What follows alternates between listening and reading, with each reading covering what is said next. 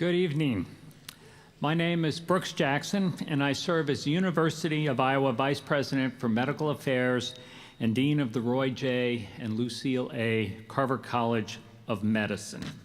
It is my honor and privilege to welcome you tonight as we celebrate the Carver College of Medicine class of 2019. This evening's graduates will receive degrees from two distinct Carver College of Medicine programs: the Master in Medical Education degree and the Doctor of Medicine degree. To all of tonight's graduates, and on behalf of the Carver College of Medicine, we join your families and friends in celebrating the culmination of your commitment, growth, and academic achievements. This is truly a defining moment on the path to your medical careers.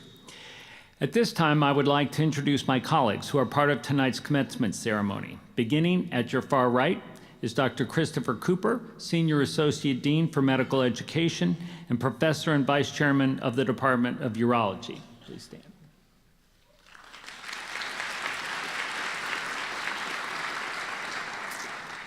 Dr. Daniel Rundy, Clinical Associate Professor of Emergency Medicine, and we look forward to Dr. Rundy's remarks as tonight's commencement speaker.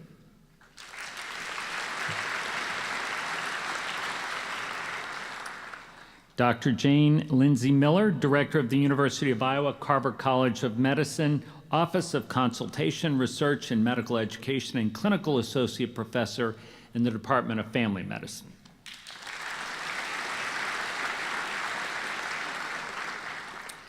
Next, beginning at my left, I am pleased to introduce Mr. Suresh Gunasekaran, Associate Vice President of University of Iowa Healthcare and Chief Executive Officer of University of Iowa Hospitals and Clinics. We were very pleased to welcome Mr. Gunasekaran to Iowa last November and are grateful for his contributions to the UI Healthcare Senior Leadership Team.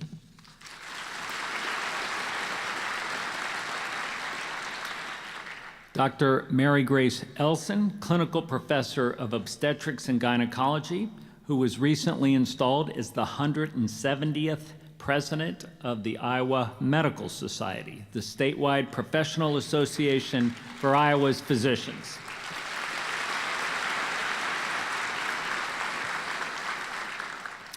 Ms. Sherry Bates of Scranton, Iowa, who serves on the Board of Regents, State of Iowa. Regent Bates' professional career as a social worker included more than 20 years with the Greene County Medical Center in Jefferson and several years with the Iowa Department of Human Services. She has been a regent since 2014, serving diligently to help govern Iowa's 5 public educational institutions.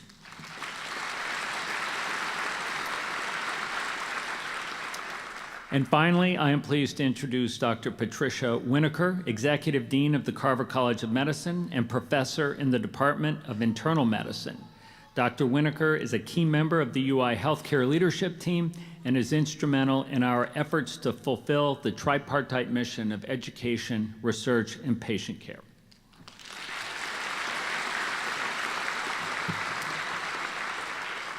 A sincere thank you to each of these distinguished colleagues who have joined me on the stage this evening. And now it is my honor to turn the podium over to Dr. Christopher Cooper.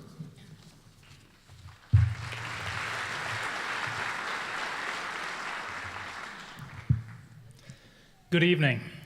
I too want to welcome you to commencement for the Carver College of Medicine class of 2019. Wow. Kelly, you've been with us for about 15 years, right? And she's served diligently, and she's seen a lot of graduations.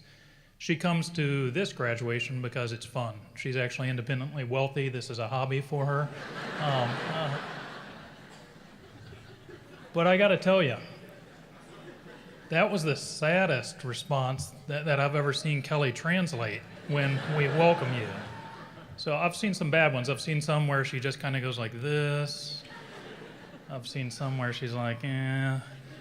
Some even like this. Caught her once signing, "Get me out of here."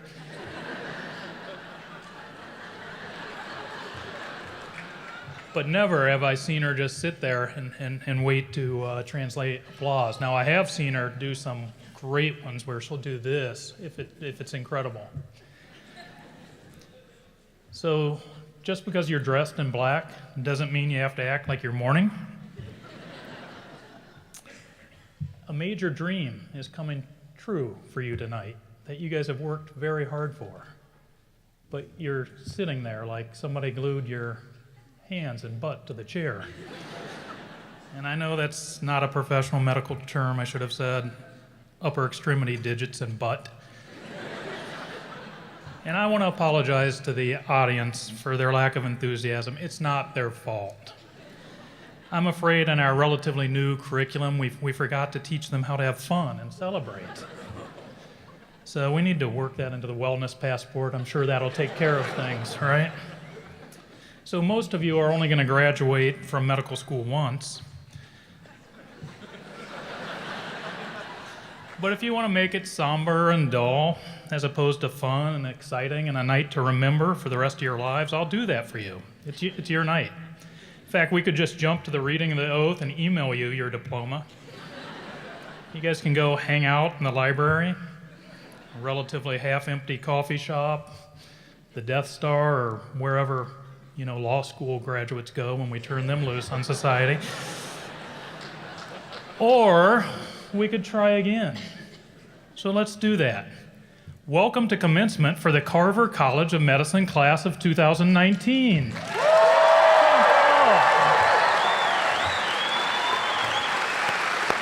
better. Did you go wild?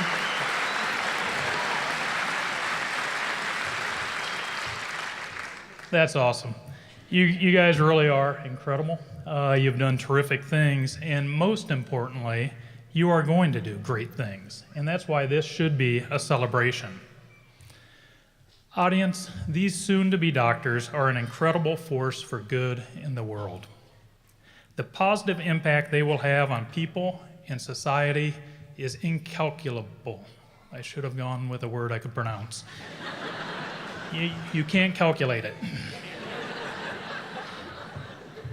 This truly is a great class, and it's full of very remarkable individuals, and they've made remarkable accomplishments. If I could spend just 1 minute summarizing some of the accomplishments for each student, it would literally add an additional 3 hours. So I'm going to take just a few minutes to brag about the class as a whole. As you'd expect, they're very bright. In fact, this class had the second highest Step 1 on their USMLE board examination in our college history. Yeah.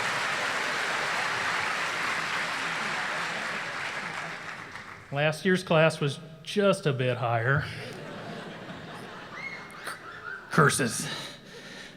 But you did go on to set a record for your Step 2 CK score. So now would be a good time to applaud.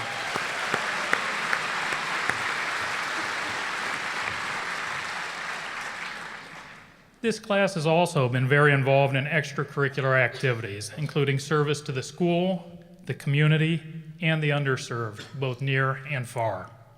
In fact, almost half of these students are graduating on one of the distinction tracks tonight. These are completely voluntary tracks that require additional work and effort outside of the required curriculum. Areas that they participate in include research, service, global activities, teaching, and healthcare delivery and management. I can also tell you that every one of these remarkable people has been involved in some of these extracurricular activities.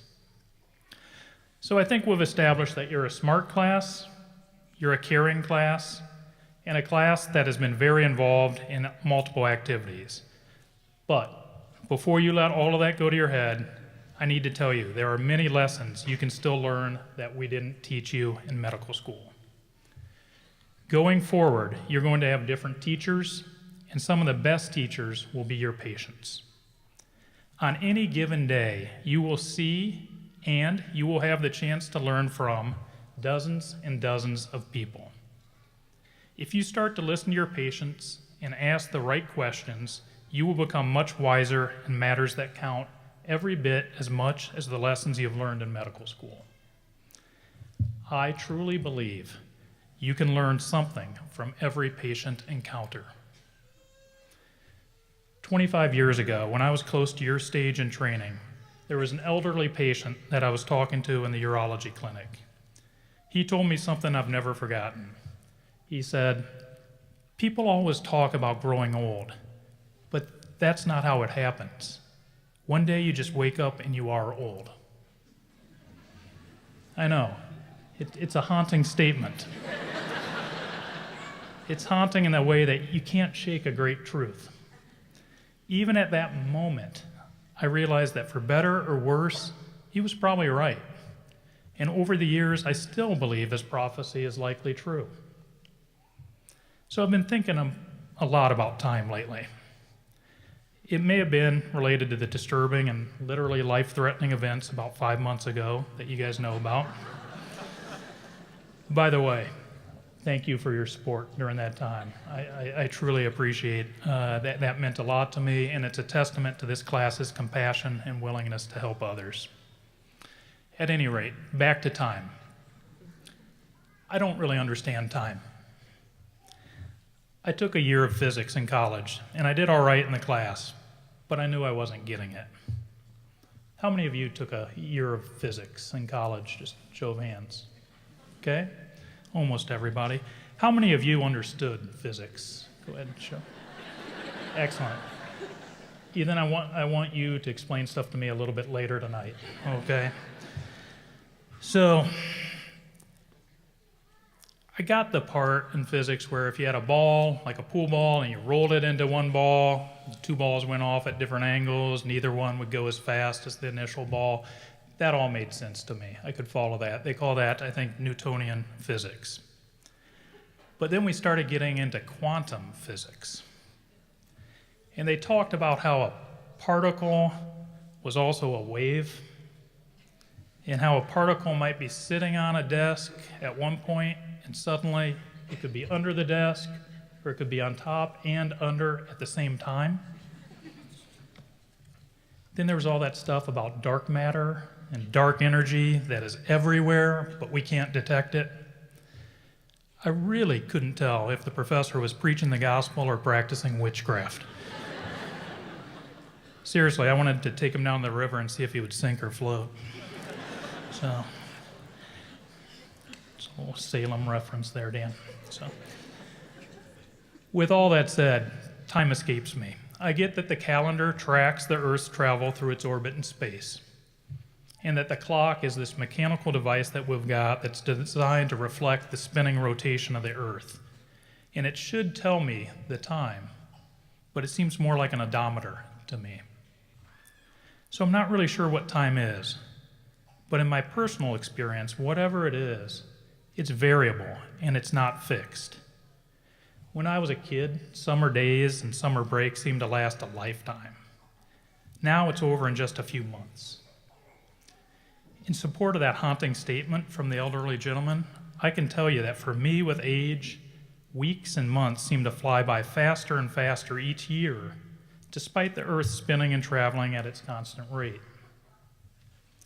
On the other hand, I can tell you when I was dealing with that issue this winter, minutes seemed like hours, if not days. The clock was definitely not an accurate reflection of the time I was experiencing. It was like that years ago when I'd be up in the middle of the night giving one of my children nebulizer treatments for asthma. Minutes became hours. You're smart people, you know why I'm telling you this. It's something we almost didn't cover in medical school, but you need to recognize that time is variable and relative, and it's different for everyone. Your patients will not be experiencing time the same way that you are experiencing time. In fact, it's likely that their perspective of time is very different from yours. When they are in the hospital or in clinic, some of the biggest and longest moments of their day are when you come to see them. Remember this. Time is variable, but life is made up of moments. I'm going to say it again. Time is variable, but life is made up of moments. If you don't recognize the truth of that statement, you will underestimate the impact you can and should be having on your patients. Make the moments count for your patients. At the same time, make the moments count for you. You do this by taking time to interact, to care, to listen, to learn, and to share. If you do this, your career will be meaningful and enjoyable and rewarding. Thank you for taking the time to listen to me tonight and for letting me participate in your moment. You have been a truly incredible class, and it has been my privilege to serve you. I wish for each of you a fulfilling and rewarding career and life as you serve society in your role as medical doctors. Thank you.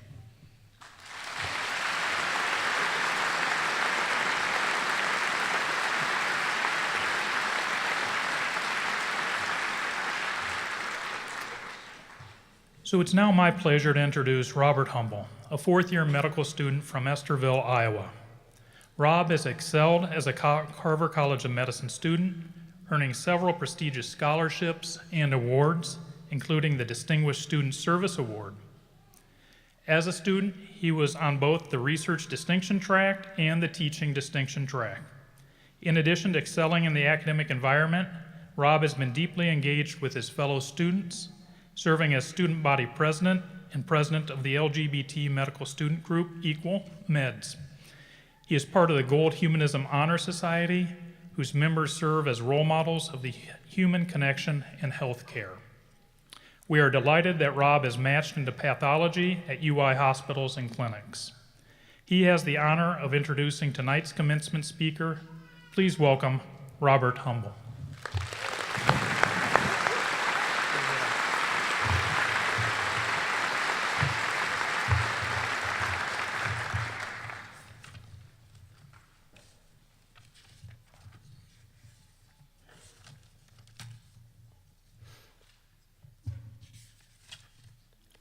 One more page.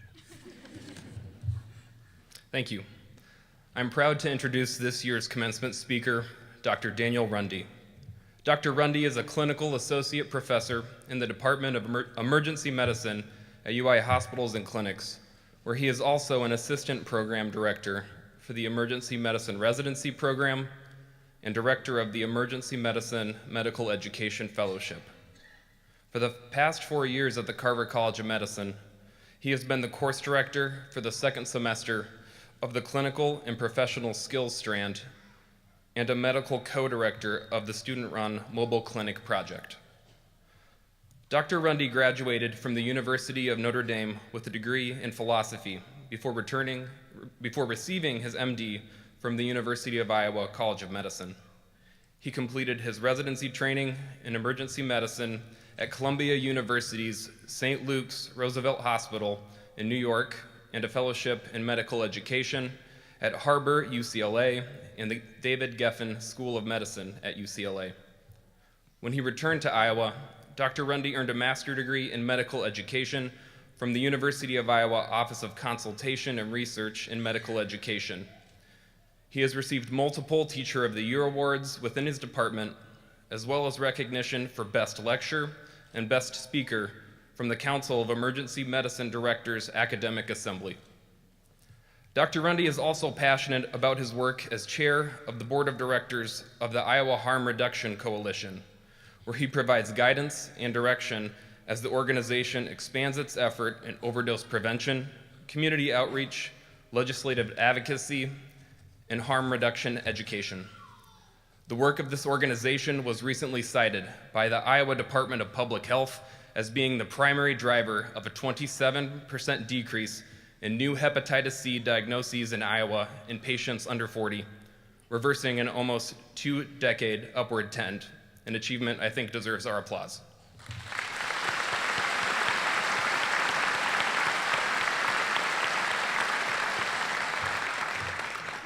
Dr. Runde would like me to point out that he is a proud Cedar Rapidian and cherishes memories of growing up with crunchberry-scented breezes as he gazed upon the world's largest prefabricated tree. He says he realizes every day how lucky he is to be married to his partner Katie and is equal parts smitten and befuddled by his two ridiculous children, Alice and Jane. Please join me in welcoming Dr. Daniel Rundy.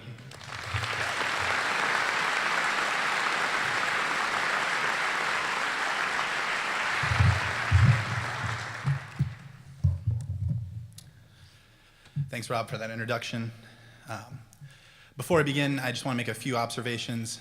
The first is just to call attention to the smaller group of folks here tonight that are going to receive their Master in Medical Education degree. This is a group of people that already have full-time jobs, busy lives, and they chose to give up nights and a lot of time to become even better teachers and educators for all of you. And I just think, just quickly, we should give them a round of applause to recognize that extra achievement.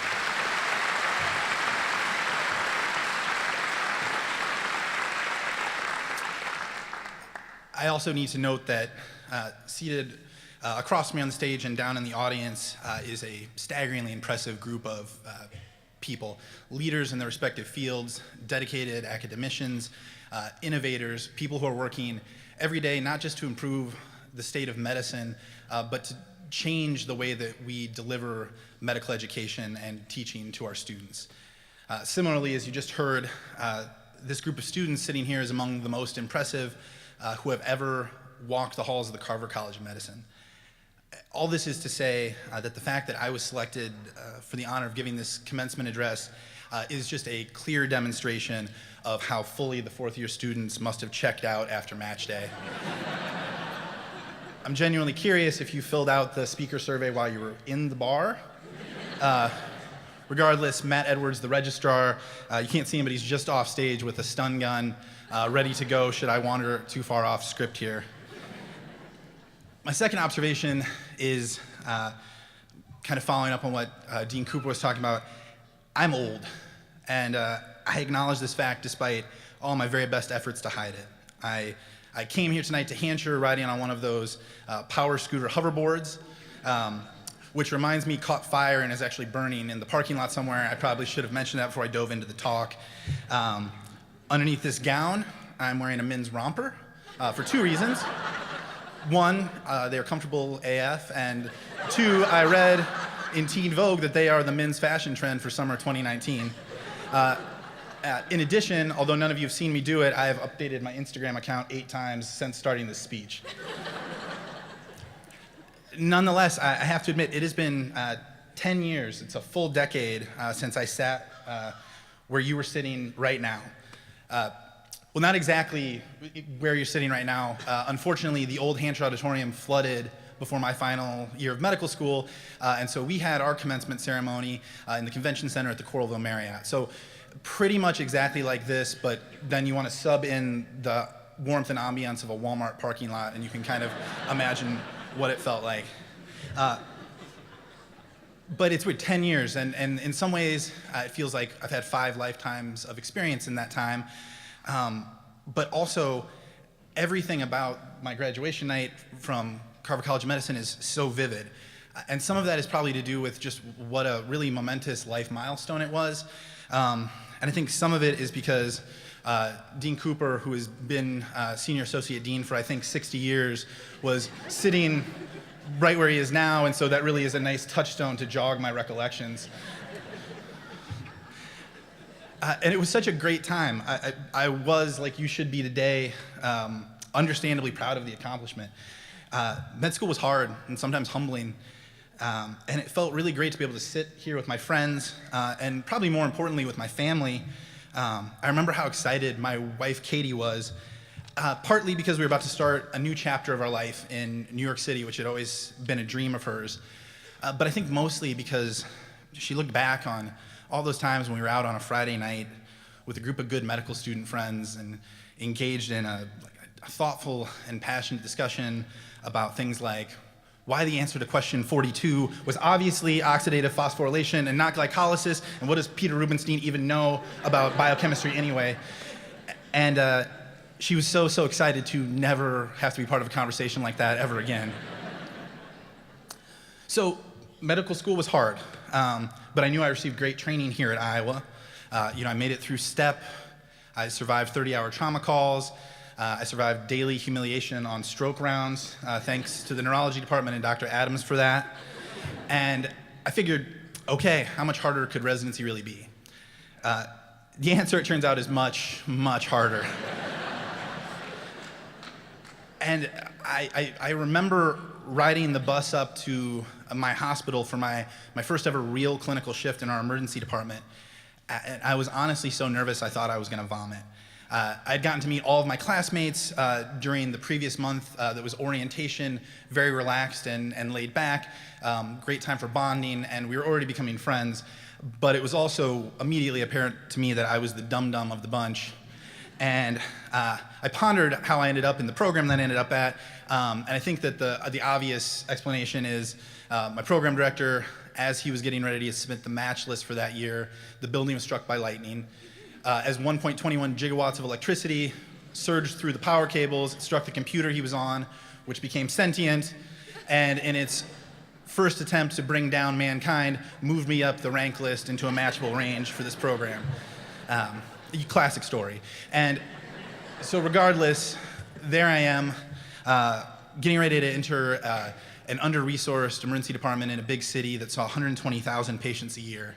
And I know I was going to be surrounded by people who are a lot smarter than me, and that all of us were going to be surrounded by people who are very tired and very sick and sometimes very angry. For those of you who have never lived in New York, bringing Iowa Nice into my patient interactions did not always go the way that I envisioned. As an example, we'll role play. Hello, sir. It's nice to meet you. How are you doing today? I'm so glad you're here. I'm in the ducking emergency department. How the duck do you think I'm doing? So that, but minus the duck. And it turned out I was right to be nervous. I made mistakes, I missed things, and all of it was hard, and some of it got better and some of it didn't. But the thing is, I was never alone. Every time I got crushed by a shift or by losing a patient, there was someone, a lot of times one of my co-residents, almost always Katie, and for the really bad times, my program director, Dr. Clark, who were there to give me a hug and pick me back up and get me ready to go back in and not just do it the next day, but be excited to do it again the next day. One of those co-residents is a guy named Matt Curley, and while my whole residency was filled with some pretty great people, Matt, always stood out. You could walk into a shift where there were 10 ambulances lined up outside of our hospital, waiting in line to drop off critically ill patients because it was that busy. And then you walk in the door, and there's a naked man doing laps around the ER being chased by security. And then in the back of that, for some reason, there's a couple of gurneys that have been lit on fire. And you would find Matt sitting there with his patient team completely under control, serene and relaxed, roasting a hot dog, and he'd ask you if you wanted one. And he was like that inside the hospital and also outside, though. When you maybe if you were like me and you were a stress eater, but you didn't want to go to Wendy's alone at 1 a.m.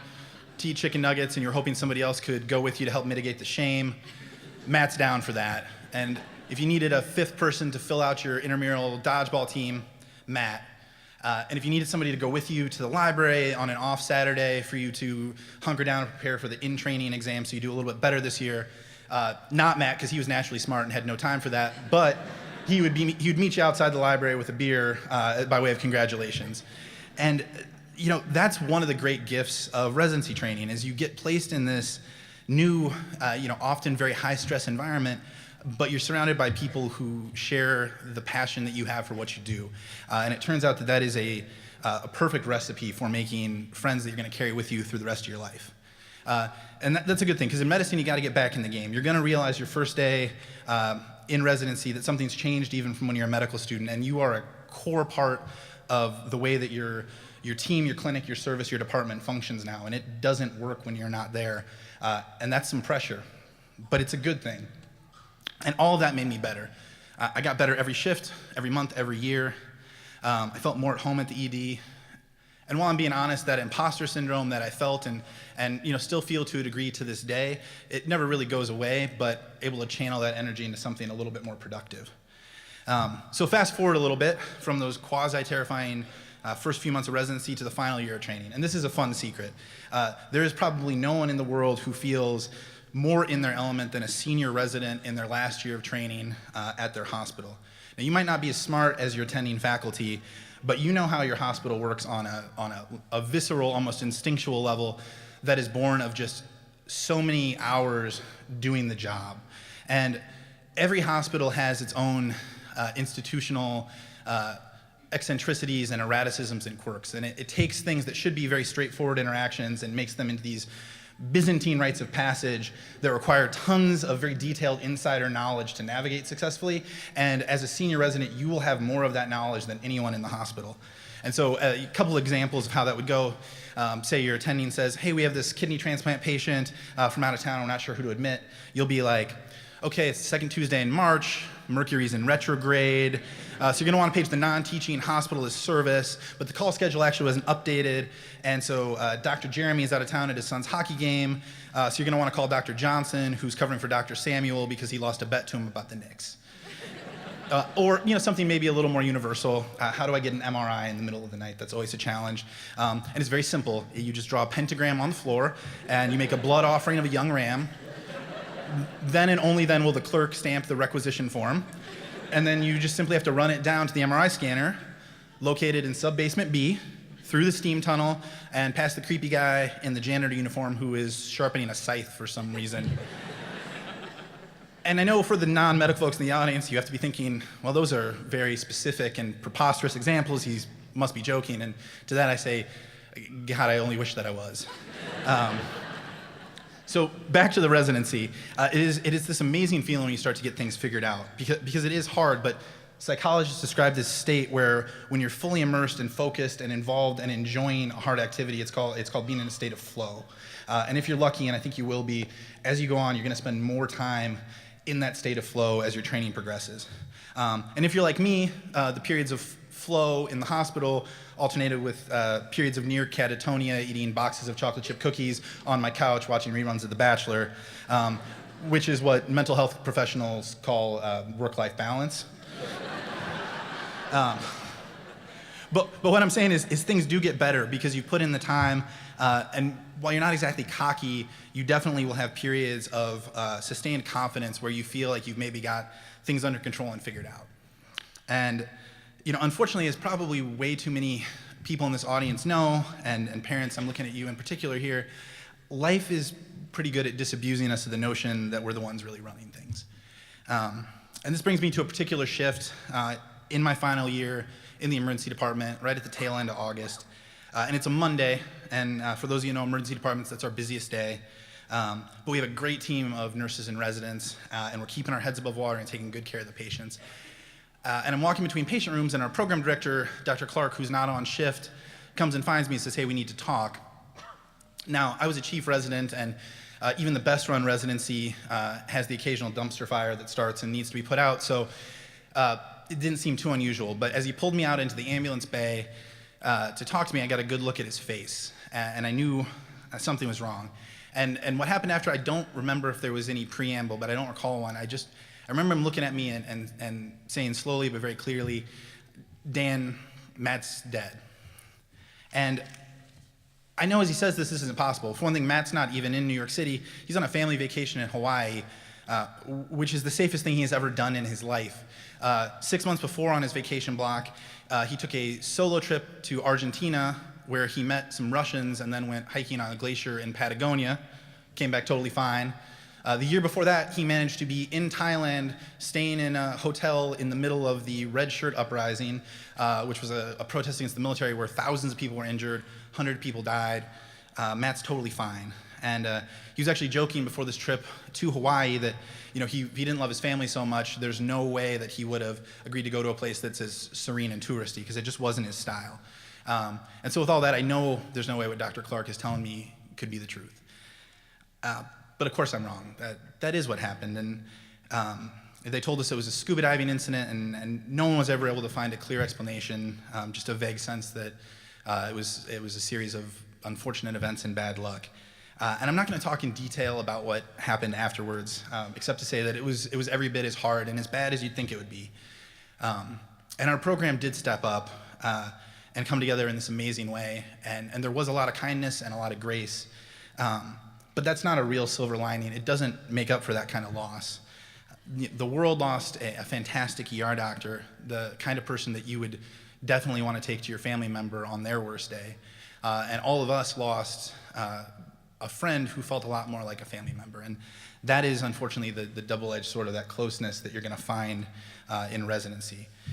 And I'm telling you all this not to make you sad, even though it is a sad thing, but because this particular event has shaped my life and the way that I approach medicine. And before I tell you how and why, I do want to circle back to just talk a little bit more about the current state of our job as physicians. So medicine is hard, and there are going to be moments on a lot of days when you might question whether you made the right career choice.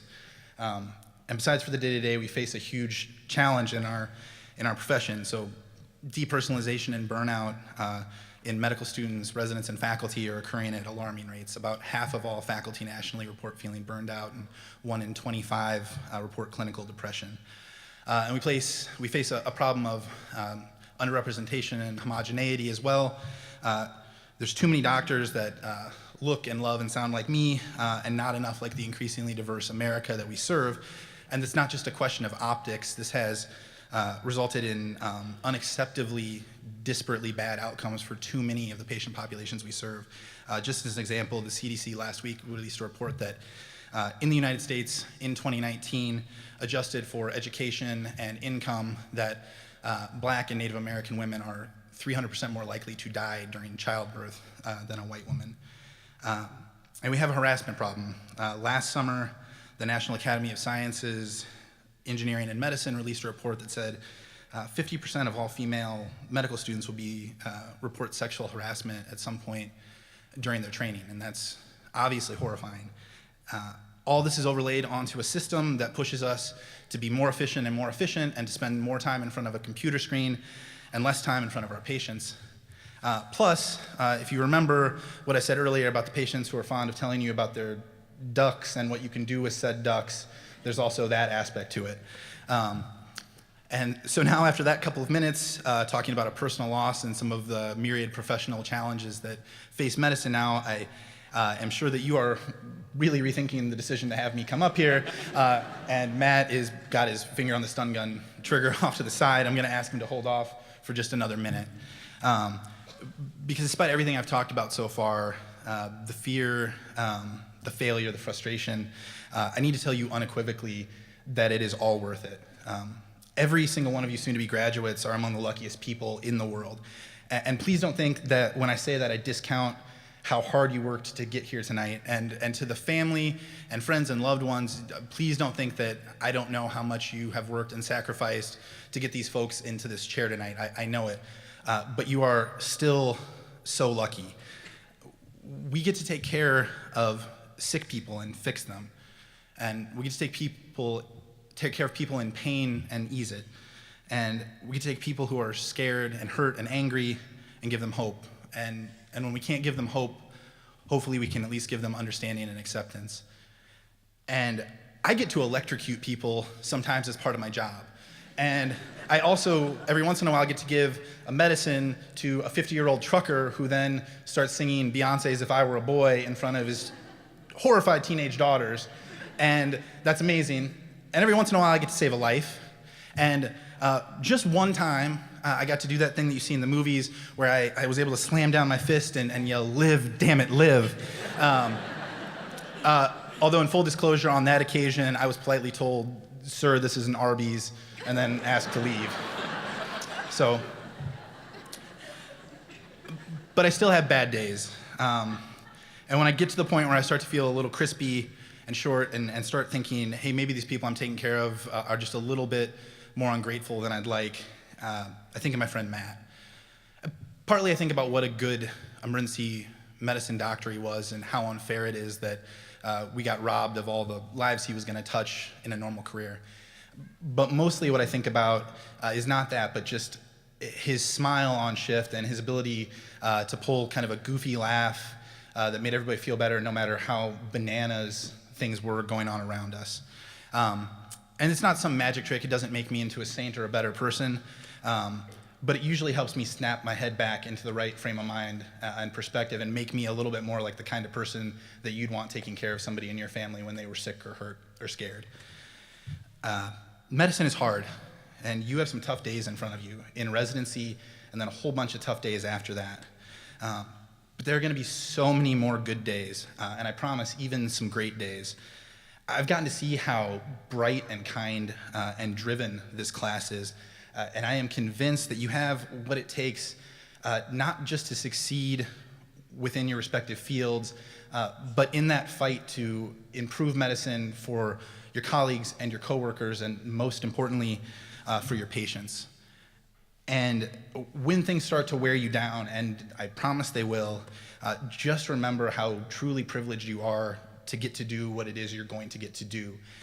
Try to find that person or event or experience in your life that helps you remember that and helps you center that. Try to find your Matt Curley, because medicine is hard, but it is so, so worth it.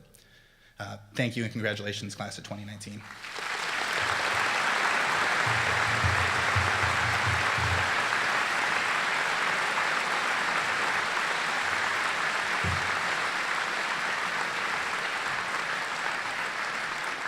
So on behalf of the class of 2019, as a gesture of our thanks, we have this clock to commemorate the experience. Thank you.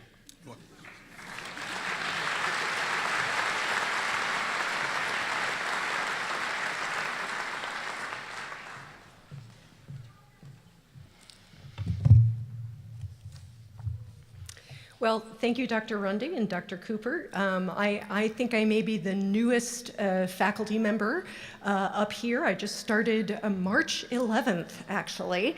So thank you so much for reminding me exactly why I chose to come to the University of Iowa. I think this is a really extraordinary place with some extraordinary faculty. So I feel honored to be here tonight. It's my distinct honor to present to everyone this year's graduates of the Master in Medical Education program. The MME students receiving their degrees tonight bring the total number of graduates at the University of Iowa to 49, representing over 15 different departments or programs in the Carver College of Medicine. The MME program is one of the college's marks of distinction, dedicated to developing a community of academic medical faculty with formal training in education, committed to creating and sustaining a culture of educational excellence. This community of exemplary educators serves not only the Carver College of Medicine, but also UI Healthcare, the University of Iowa, and the medical education community at large. Lifelong learning through reflection is essential for physicians in clinical practice, as well as the educators who teach them. Fostering that lifelong learning is at the heart of our mission, our program, and our educational goals. Congratulations to all of tonight's graduates.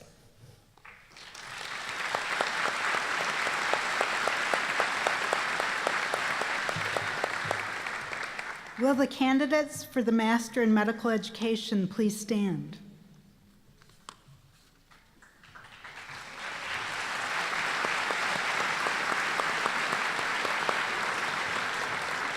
Dean Jackson, these candidates, having completed all the requirements for the degree of Master in Medical Education, are recommended to you by the faculty of the Carver College of Medicine for the conferring of this degree.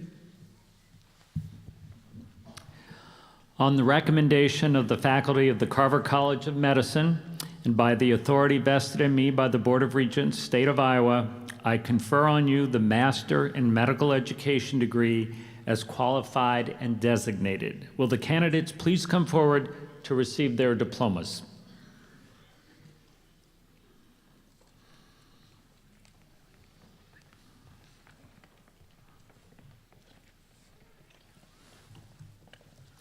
Asma Al-Zougbi.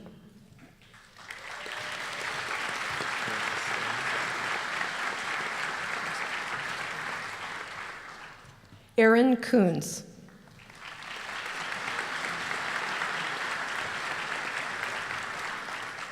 Brooks Ober.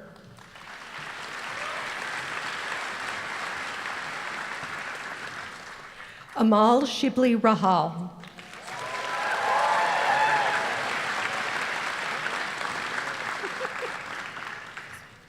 James Van Cura.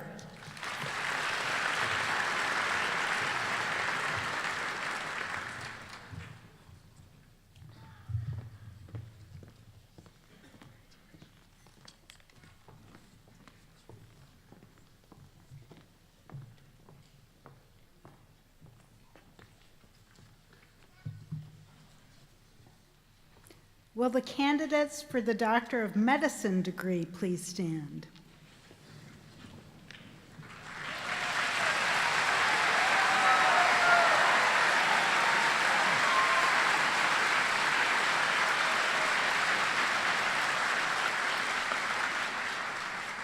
Dean Jackson, these candidates, having completed all the requirements for the degree of Doctor of Medicine, are recommended to you by the faculty of the Carver College of Medicine for the conferring of this degree. On the recommendation of the faculty of the Carver College of Medicine and by the authority vested in me by the Board of Regents, State of Iowa, I confer on each of you the degree of Doctor of Medicine as qualified and designated.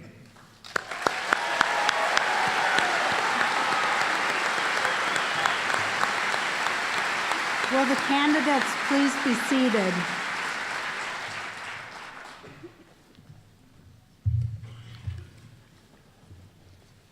Dean Jackson, on behalf of the faculty and administration of the Carver College of Medicine, I present to you these graduates who have just been awarded the degree of Doctor of Medicine. They will now be presented with their doctoral hoods and diplomas. The shell of the hood matches the black material of the gown and is lined with the old gold color of the University of Iowa. The velvet border of the hood is indicative of medicine, which is traditionally represented by the color green. Dr. Rundy will join me in the presentation of the hoods. Graduates, will you please come forward to receive your hoods and diplomas? So you get to stand there. Very tall. Wait. We're going to announce you.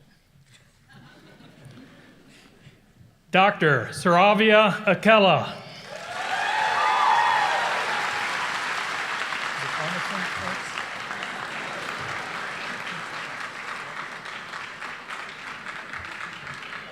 Dr. Erik Arneson.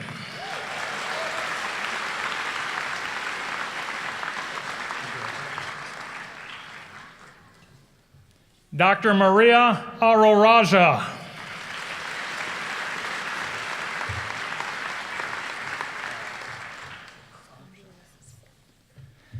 Evangelia Assimacopoulos, doctor. She is also earning an MBA. Dr. Matthew Becker.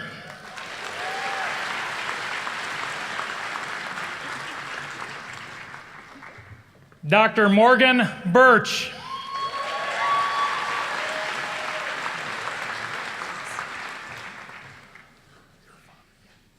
Dr. Irfon Bhatti.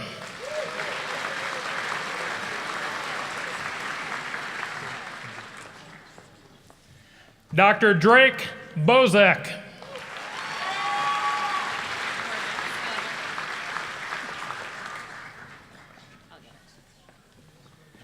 Dr. Zoe Brown-Joel.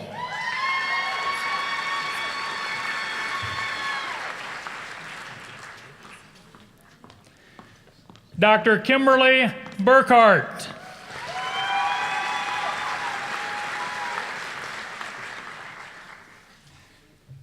Dr. Keely Burke.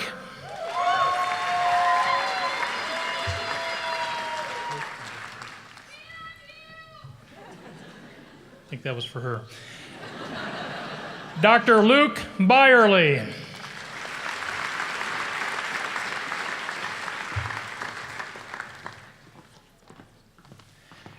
Dr. Scarlett Cao.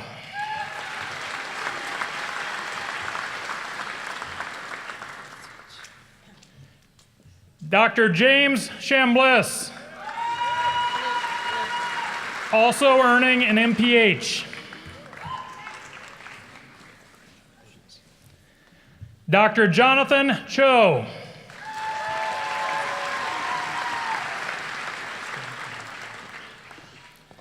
Dr. Christine Den.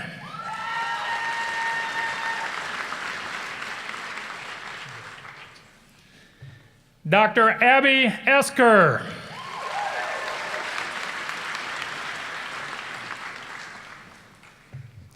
Dr. Nicholas Fleege.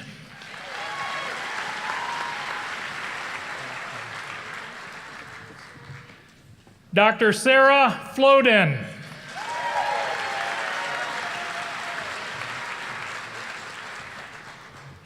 Dr. Cameron Foreman.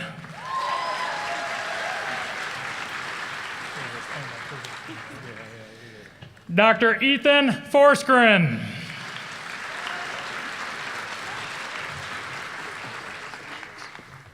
Dr. Alison Fraehlich.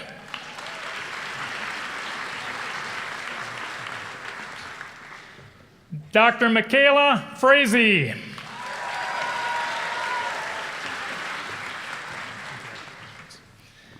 Dr. Ryan Frisbee.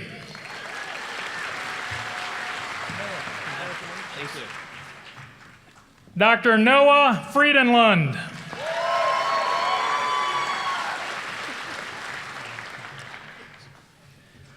Dr. Ellen Gardner.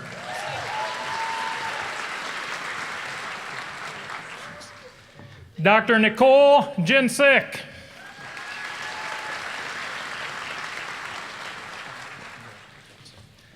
Dr. Jonathan Gilmore.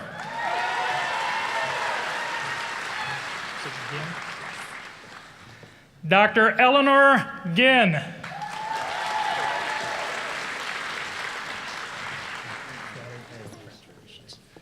Dr. Shadee Giurgius.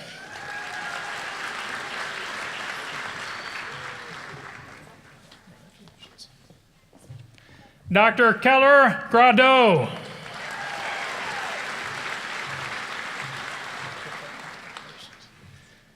Dr. Kripa Guram.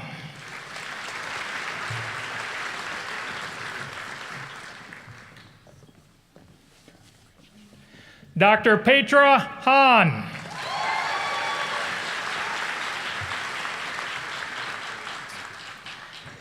Dr. James Hall.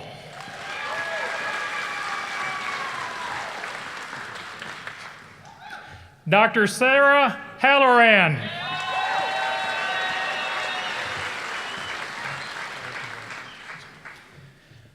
Dr. Claire Hanna.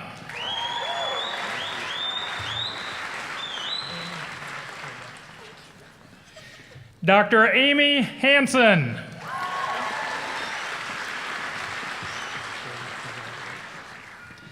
Dr. Jordan Harbaugh Williams.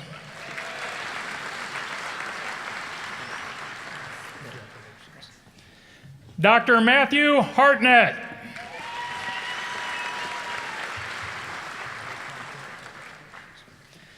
Dr. Michael Hayes, also earning a PhD, advised by Dr. Dan Weeks.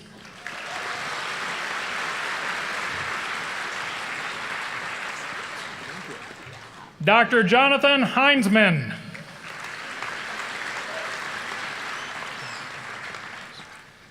Dr. Mackenzie Hines.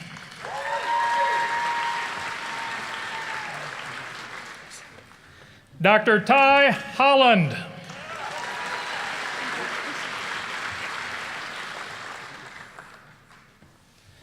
Dr. Andrew Holt.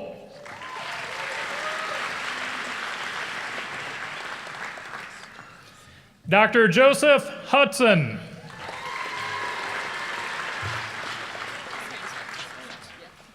Dr. Robert Humble.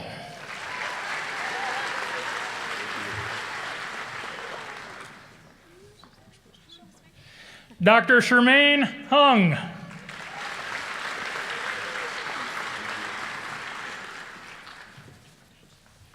Dr. Cameron Jones.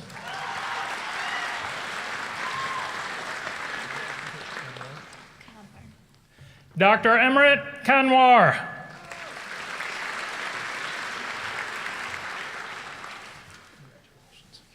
Dr. Amber Kazi.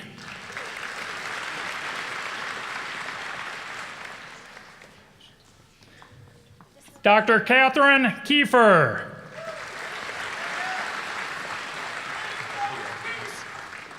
Dr. Levi Kellogg.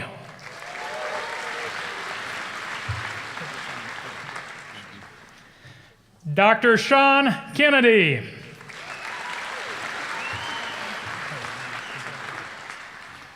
Dr. Ian Kidder.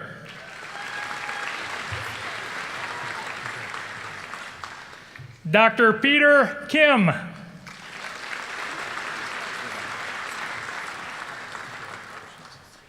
Dr. Johnathan Kingyon.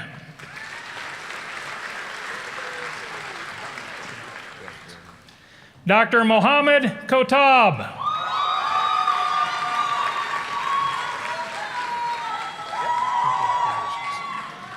Dr. Gabriel Lancaster.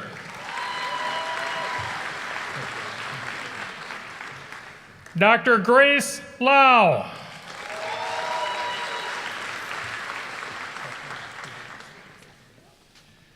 Dr. Ryan Lechtenberg.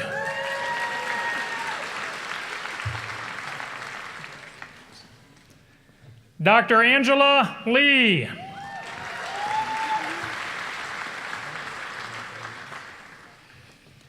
Dr. Eric Lee.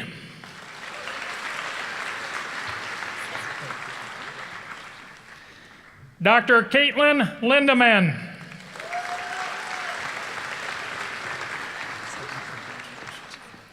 Dr. Clayton Long.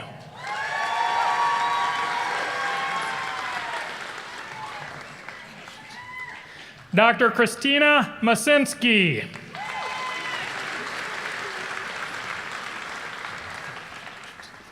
Dr. Morton Machir.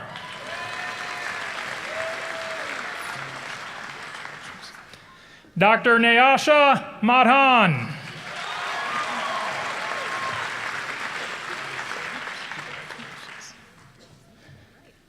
Dr. Irisa Mahapan.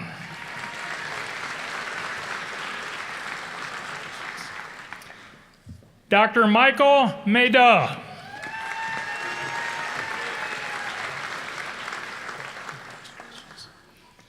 Dr. Nicole Manhika.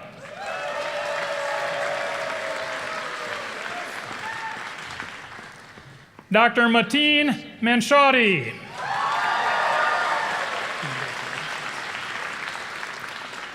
Dr. Marissa Martin.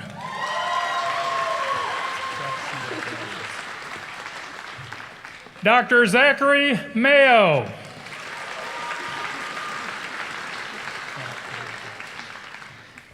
Dr. Hannah McAtee.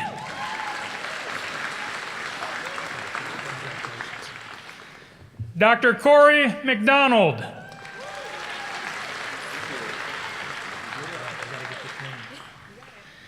Dr. Chelsea Meyer Lima Nobre de Queiroz. Dr. Mark Mubarak.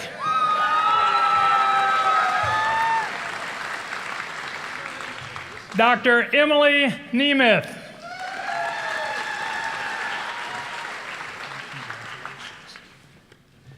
Dr. Emily Wynn, also earning a PhD, advised by Dr. Isabella Grumbach.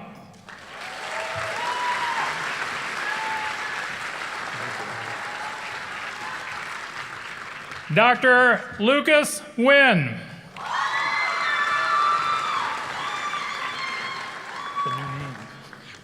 Dr. Mackenzie Noonan Hazy.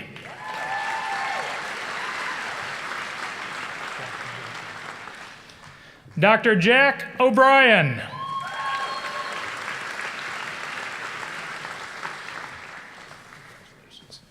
Dr. Nicholas Parker.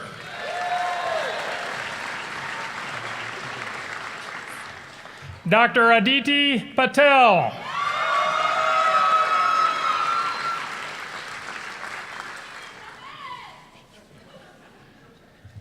Dr. Brandon Penaluna, also earning an MBA.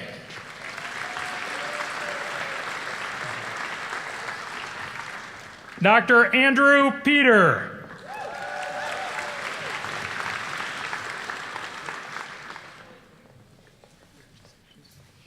Dr. Cody Peterson.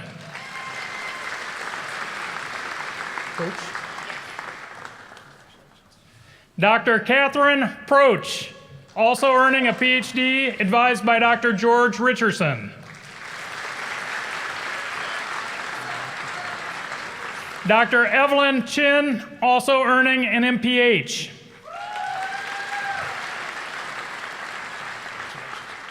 Dr. Karan Rao.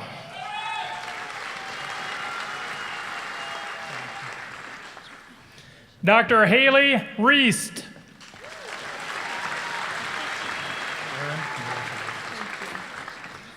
Dr. Aaron Renfrew.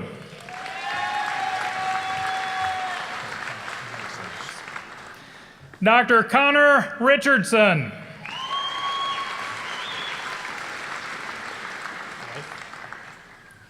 Dr. David Reif.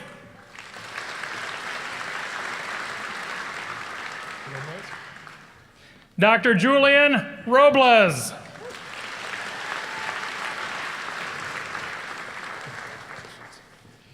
Dr. Anthony Rosenberg.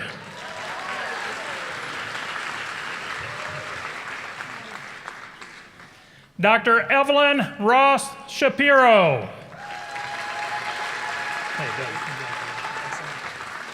Dr. Douglas Russo.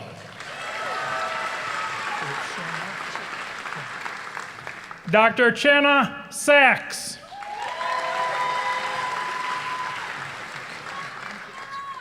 Dr. Kelsey Sidoris.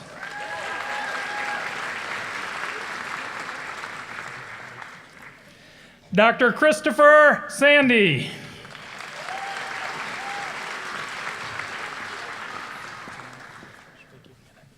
Dr. Jeremy Sandgren, also earning a PhD, advised by Dr. Justin Grobe.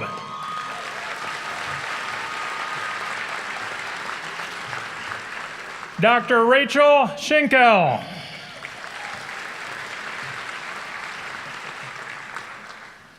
Dr. Ashley Schumacher.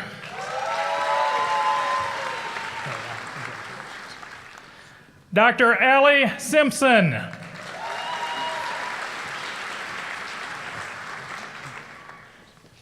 Dr. Peyton Strasser.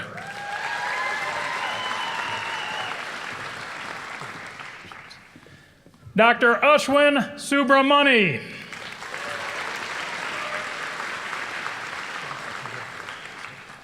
Dr. Chance Sullivan.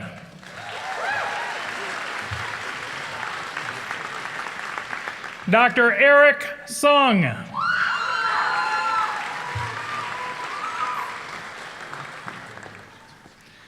Dr. Eric Sweeney.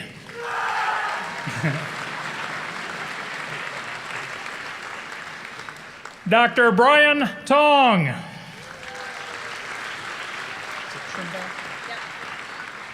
Dr. Hannah Trimbath.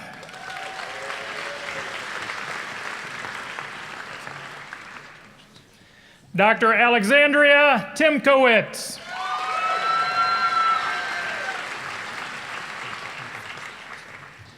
Dr. Rachel Ulrich.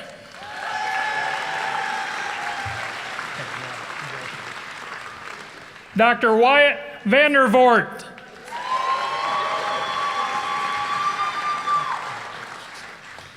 Dr. Alexander Volkmar.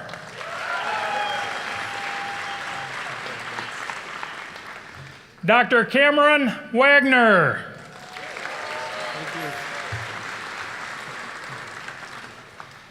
Dr. Clayton Walker.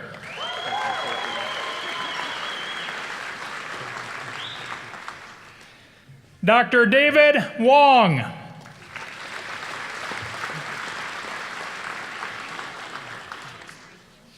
Dr. Robert Wanzek.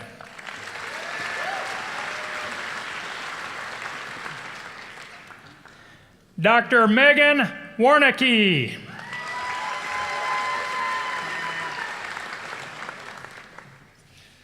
Dr. Jessica Waters.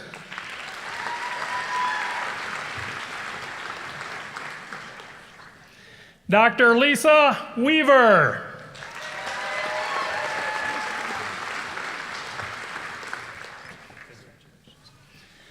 Dr. Ezekiel Way.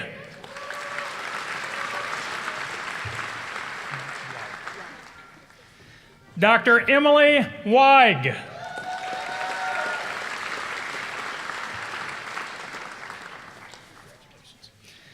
Dr. Sean Wheatgen.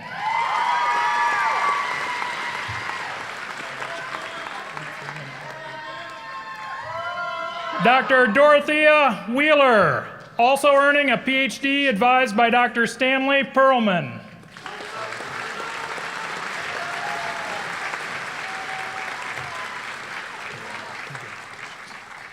Dr. Emily White.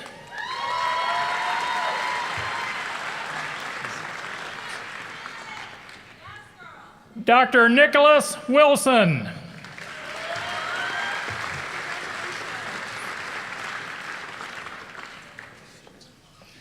Dr. Christopher Winters.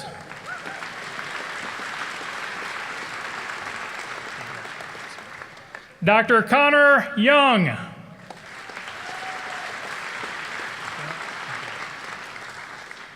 Dr. Grant Young.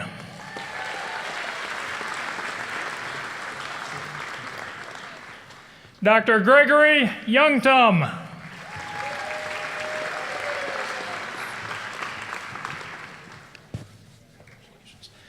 Dr. Faraz Zufur.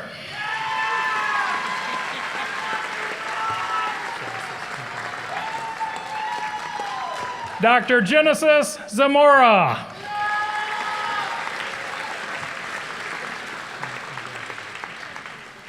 Dr. Xing Zhan.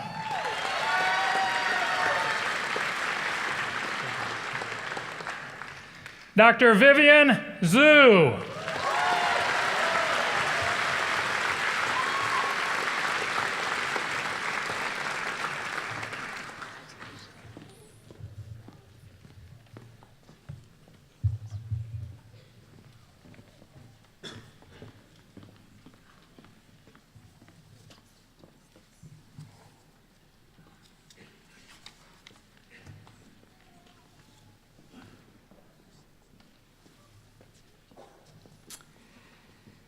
I would now like to address the doctors of medicine as you have come upon a decisive moment in your development as a physician. You are about to recite the physician's oath, which is based on the oath of Hippocrates. While you took a very similar oath at the Carver College of Medicine white coat ceremony a few years ago at the start of your medical education, and as you have honored that promise, the next moments will set you apart from your medical school career. This oath is a symbol of your commitment to the healing arts and is an acknowledgement of your solemn duty to perform to the very best of your ability. I ask you to think very seriously about what the oath means, especially the importance it signifies to those you will serve in your role as a healthcare provider. As you commit to each paragraph, concentrate on the meaning of your vow and how you must see it through. Thus, acknowledging the magnitude of this ceremony, I now ask the Doctor of Medicine graduates to please rise and to turn to page 9 of your program. I'd also like to invite Hannah McAtee, our student recipient of the 2019 Leonard Tao Humanism in Medicine Award, to come forward to lead the graduates in reciting the physician's oath. I do solemnly swear by that which I hold most sacred, that as I enter the profession of medicine, my primary responsibility will always be toward my patients. I will regard my patients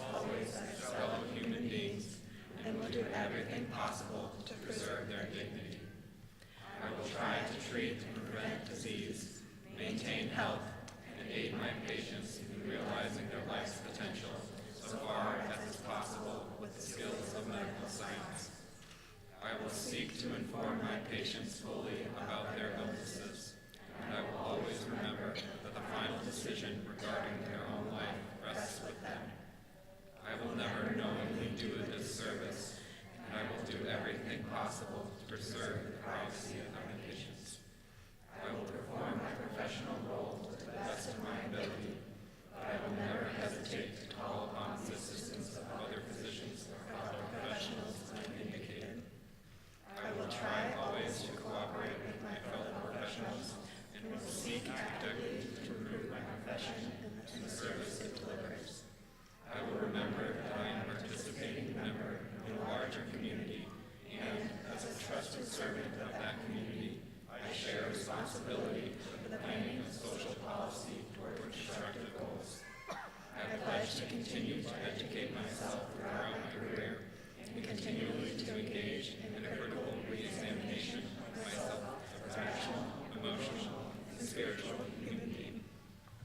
Please be seated.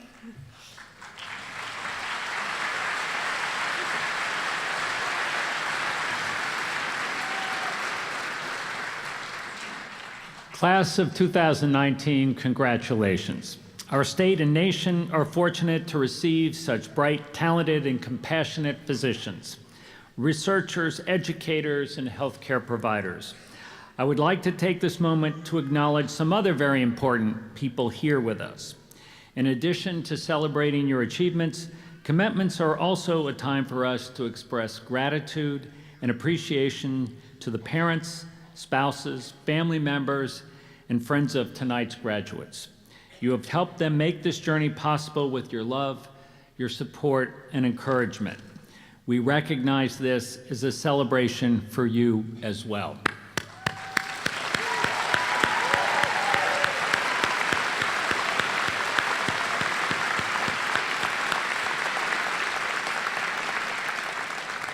I would also like to recognize and extend my appreciation to our outstanding faculty members, many of whom are here tonight to celebrate our new graduates. Thank you for your dedication and support as you have helped guide, nurture, and mentor this outstanding class of graduates.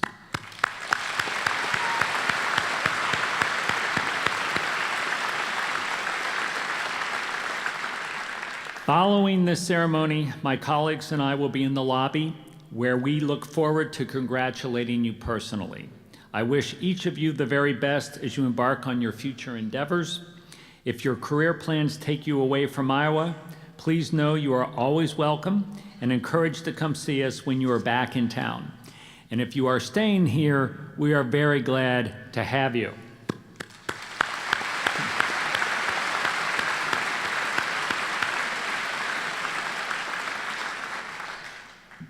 And last, to formally conclude, I ask the graduates to please stand, and I ask the audience to join me in concluding these proceedings by saluting you with a round of applause.